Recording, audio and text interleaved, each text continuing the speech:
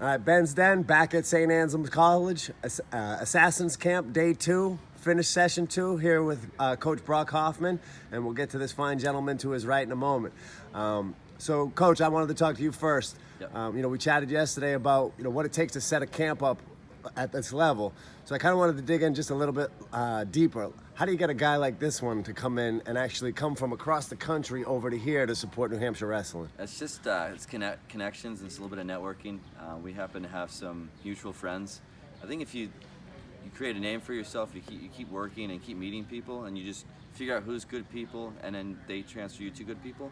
So I guess basically my old high school coach worked with Chris on a camp, and he works with Adidas Wrestling, and Wisconsin's Adidas, right? No, you're not. Okay, but he knows some Tom Scully and Mike McDermott affiliated with Adidas, and they crossed paths. And you did a clinic for Mike, and so when I was talking to my coach about Assassin's Camp and which technicians we'd like to go with this year and bring which clinic guys in we'd like to bring in. He's my coach was, you got to bring Reader and Bono, and he's like, they're the best. Their energy, they're awesome guys. So I'm very close to Mike, so Mike says he's an awesome guy. Well, then he's an awesome guy. Right. And I think that's just how it works. So networking, yeah. Right? Building that community. Yeah. So then he made a connection. I think he called Bono and said, hey, my boy Brock's gonna be calling you, and we should start emailing and set it up from there.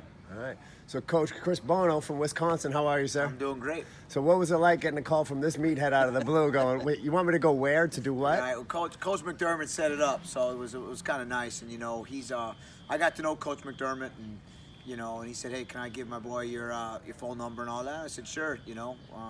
I've never been out here before. I like to I like to get around. I like to see all parts of wrestling, and I like to see what. Anywhere I can help, right? And then you throw out there, I'm a representative of the University of Wisconsin. When I can get this Motion W all over the country and let these kids see that, whether they're going to do athletics in college or not, right? We may be able to put this university in front of them and give these kids dreams and goals of maybe attending the university at some point. I love it. So, first time out, what's your impression of just New Hampshire as a whole, not the wrestling? Great. I haven't seen much, right? I got in real late. We got a nice gym. Right, I saw Brock's house. I've seen the gym. No, the drive here was great. It's awesome, right? It's so different. I was just in Idaho yesterday, and the different people, the different cultures, all that good stuff. It's awesome to see the different wrestling. So I really enjoy it. I love doing this stuff. I love meeting new people. I love seeing all kinds of wrestling. And the bottom line is this whole wrestling community across the country. It's everybody's pretty much a good person, and that's what it's all about. Beautiful. So I did a little digging, just checking out some of your history and some of what you've been through on the wrestling mat. But it looks like born in Florida. Mm-hmm. No, I was born in Philadelphia. Okay. Did you go to school? There was some mention of Florida in there. Yeah, I thought you were a grew up PA in Florida. guy. I went to Florida in 4th grade, 5th grade. I grew up in Florida. Okay, and then off to PA. No, I went to college from Florida. Okay, so high school was in Florida. Correct. And then college was in PA. No, college is at Iowa State. Born in PA. Okay. Till 5th grade. Oh, okay. Then I went to Florida. Gotcha. And then I went to college. Right. What was it like going from PA down to Florida? It was difficult because there was no wrestling. We had to go to a private school 40 minutes away because none of the public schools had high school within an hour and a half of where we went to the schools we would have gone to for public school. Mm-hmm. So we had to drive 40 minutes. And then I was I was in 5th grade. There was no junior high wrestling anywhere. I got to do some 1 or 2 tournaments in the summer with USA Wrestling. Wasn't quite old enough to get on that. They didn't have all these U15 nationals right. and all this. There were no clubs and all that. I just did a podcast the other day and I talked about I was out on the road recruiting at this prominent club a couple weeks ago, and I was like, man, I would have given my left leg to had a club like this where when I was in 5th grade, I can go in and compete, and the talent they were bringing in to coach. So, but it was great. I grew up and learned how to wrestle down in Florida. Yeah. So one of the interesting parts of one of the stories that I read was you followed your brother to practice on a day. Your dad left you there with him, figuring, yeah, you can wrestle with him. Your wife yelled at him. Right. He goes back to practice. The coach is like, I've never seen a kid like this before. Can he come tomorrow? And obviously the rest is history. That's how it went. I went and, I remember Mom saying, we had no intentions of going, right? I was going to, I always hung out with my dad. I followed my brother everywhere. And, when he said, you want to come? I said, yeah. He sit right here. Don't move. Right? My mom got home without me. Mom said, "Go back and get the little one." And there was an odd number of people practicing, and I went out there. And as soon as my dad walked in, the guy said, "Give me $5 more, and we'll sign the little guy up." And here that we was are. it. That was Beautiful. it. 40 years later. 40 years. So when you're in high school, and again, it's been a while. You're not fresh out of college. At that time, what was it like in high school? That process going into college, like the recruiting process. People, were they coming to get you? Was it? So I look at it now. I was recruited pretty hard, but it was not. It was after I placed in Fargo. Well, what was Fargo? I can't even remember where that tournament was where I'd placed. In my junior, it might have been in Minneapolis. I forget where the tournament was, but it was Fargo, and I placed. And after that was my junior year. I placed, and we were getting recruited. They couldn't talk to you anyway until your senior year. So I got recruited hard. I took my 5 visits, and I fell in love with Iowa State. Luckily enough, I was Bobby Douglas was the coach, and fell in love with Bobby, and I was able to stay with him for 10 years as an assistant, and I still talk to him 2-3 times a week now. So it was a wonderful time. So he's gone from just coach to more mentor at this point. Yeah, it's great now. He's molded me as a coach. I sometimes call him. I sometimes ask him questions, and really, it's just nice. Sometimes you get a text message after a big win or after something, even out of the blue, it says, "I'm proud of you," and it's a pretty cool deal. Yeah, we all like a little acknowledgement when Right. we're doing some good things. So, what's the recruiting process like now on the other side? What's the evolution of it from when you were recruited versus what happens now? Yeah, I think it's gone. I think the recruiting process has gone crazy. We don't really have a recruiting calendar in wrestling, which means we don't have a day off of recruiting. We just put one into place this year where we have like 4 days off where you're not allowed to recruit. It's coming up here end of July, beginning of August.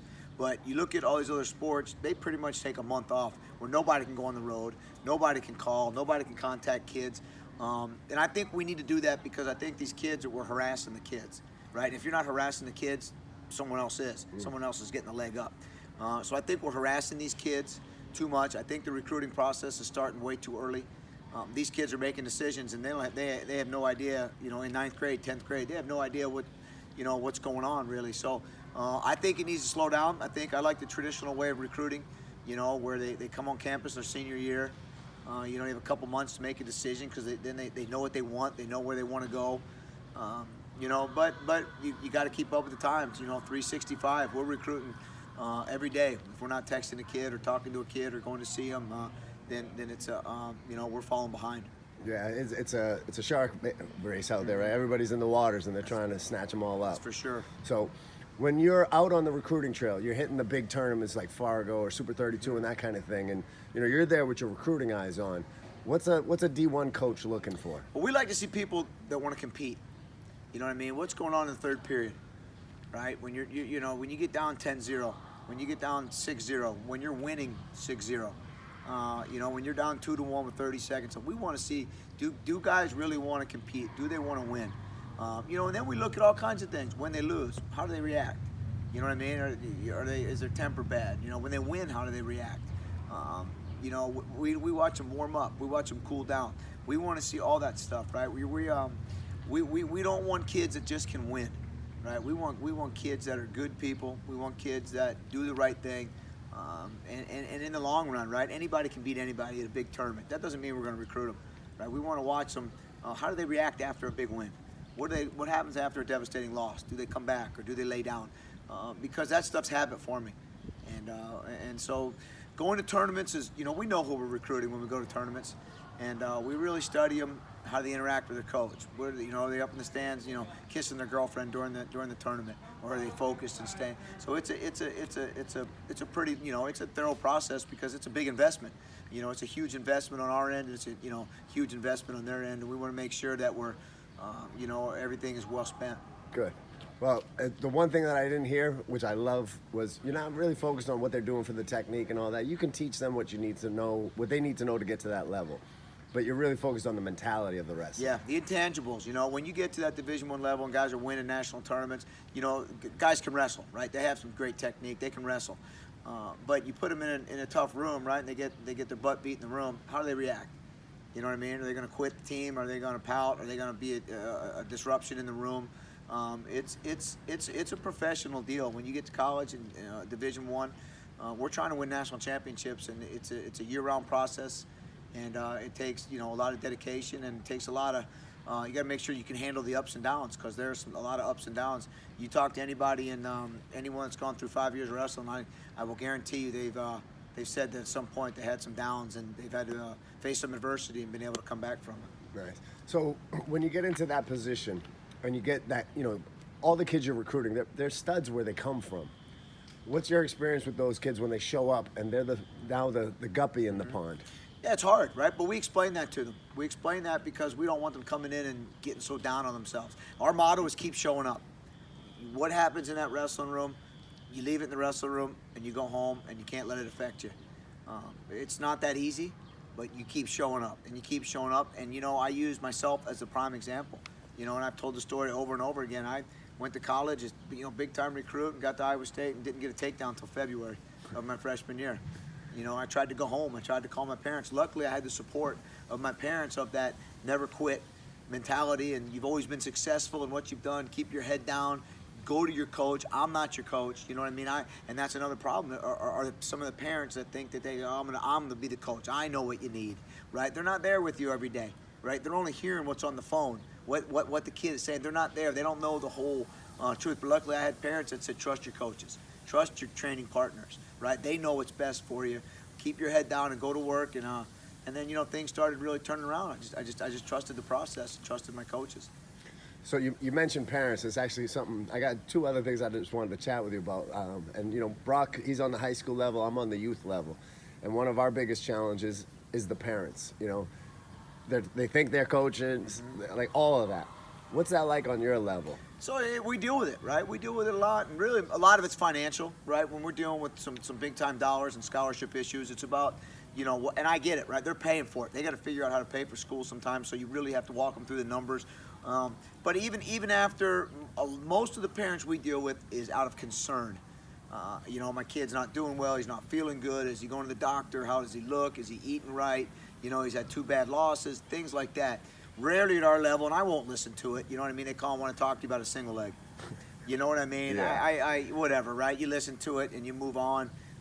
But I respect our parents on our team. Our parents are our backbone, right? We need our parents because these are our kids' parents, right? They love their kid. The kid loves their parent. We're going to listen to them. We're going to deal with the parent. But it's a different level, right? High school level versus youth level versus college level. Our parents call out of concern, or we talk to them out of concern for their kid more so than Righteousness. Yeah, you know what I mean? And you listen to them, and they're very, sometimes the kid is telling the parent something that we don't hear about, which is when we talk to them like, hey, did you know this about him and this and about him?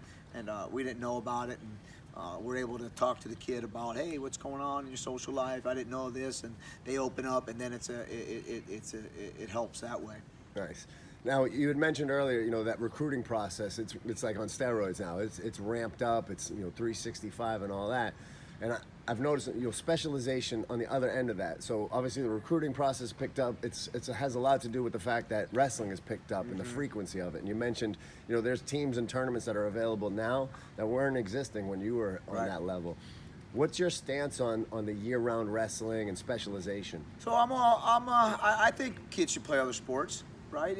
You're never gonna get to do that again. Right. But at some point, you're gonna get left behind. You've got to figure that out, right? I don't, number 1 kids in the country. Some of them play other sports, and they need that to be the number 1 kid in the country, right? They need a 3-month break. Right. Whereas some other kids need 12 months a year to still stay at the number 1 kid in the country. So I think it helps. I think you see a different perspective on competing when you have a team around you versus when it's one-on-one. I think it helps when you see how football trains versus wrestling trains, right? And I think you can incorporate all that into your wrestling. I also think it helps you become a better athlete.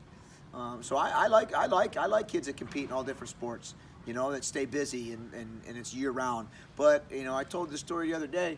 Don't think you can play football, right, and play a football game Friday night and show up at Super 32 and win, right, without training. So you got to train. There's 24 hours in a day. You can get better in wrestling every day while you're doing other sports. Is kind of my take on it. So the kids that want to be there, they'll choose to be there. Yes. And obviously, on our level, we see a lot of parents kind of pushing them towards that specialization. And as a youth coach, I agree that that roundabout and keeping everything really grounded in your life, because it's a 1% that goes on to college to wrestle. So I've got not a story about that, but I've got 2 kids, and one has been specialized really since about 2nd grade because she had to. Right, it was gymnastics. If you don't do it kind of year round, you're not getting to that next level. You know what I mean? And that's you're not getting the skills to get to the next level. So it had to become year round. And then the other one I had played all kinds of multiple sports all through high school until she found her niche and said, I want to go, I can't play. And it came to a soccer and a softball tournament on the same weekend. She chose to go play soccer. When she showed up at the softball tournament the next weekend when we had off from soccer, they sat her out the whole weekend because she wasn't there. And that's when it came to the point where, here it is, you're good enough to be starting, but you're sitting the bench because you went and played soccer. It's not like you're at home playing Fortnite, but if you want to keep sitting out of tournaments because you're going to this sport, then so be it. I don't care. But, and that's when it came to, I just need to go this route. But the other one, she had to specialize because that's what that sport requires. So if I'm hearing you, there's a place for it. Yeah. You just got to let the kids choose it. I agree, 100%. Cool. So we'll kind of hop off of you and just kind of get back to Assassin's Camp. So you had session 1 this morning, a great technique session. It was amazing. The kids had a blast. The coach that talked to you, Brock, was absolutely right. Your energy it was beautiful, and it showed in the kids today. They showed up sore today and all that, and you worked them right through that and got them into a space to go for session 2, which was a really intense session. What's your opinion of how the kids are showing up today? It's great. I think that, I've been around the country. Some coaches want intensive camp, some don't. Some want laid back, some want all technique. And when you set the expectation, just like we do in anything, the expectation for this, if you sign up for this camp, it's going to be an intensive camp. I've been following on Facebook since I get here, and you know what I mean? It has been since day one. You're going to work hard. You're going to have a live session. You're going to run. It's going to be an intense camp. If that's the camp that you want, then this is where you should be. If you want a laid back, 3 hours or 3 sessions of all just technique, you probably need to go somewhere else. But it's great. The kids are responding. They're pushing through it. Some of them are sore and tired, and I see them getting up and getting after it. So it's great. It's a great environment in that gym right there, and the kids are doing an outstanding job. Excellent. Well, we're on deck for a clinic session now, which I'm sure they're going to be excited about. That it's they're learning a little bit, but it's not going to be killing them. So they got some food in them, a little rest. So we'll head back in, and I wanted to just thank you for taking the time to come across the country and support New Hampshire wrestling. It means a lot to Coach Brock and myself. And if there's anything we could do to help you out, don't ever hesitate. Well, I appreciate it. You guys are taking good care of me. It's awesome. It's Perfect. one of the best places I've been all summer. All right, well, we'll go kill it for the final day. And then again, thank you very much, sir. Thank you.